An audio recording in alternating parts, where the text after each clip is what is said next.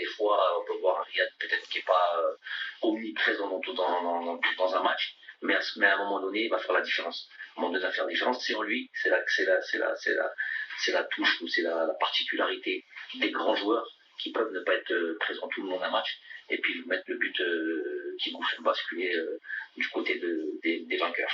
Donc c'est des joueurs précieux, c'est des joueurs qui sont un cadeau pour un entraîneur. Moi, Riyad, puis son amour pour le football et pour le jeu, pour les stats et tout ça et tout, font qu'on a beaucoup d'atomes crochus.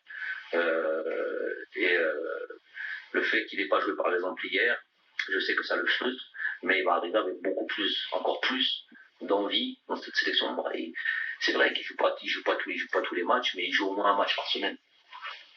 Je l'ai dit souvent, il y a des joueurs ici dans ce groupe-là, dans tous les Algériens d'Europe par exemple, qui ne jouent pas un match par semaine. Donc lui, il joue un match par semaine.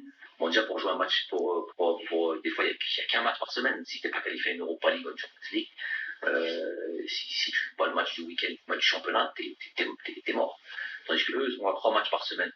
Donc il en joue au moins un.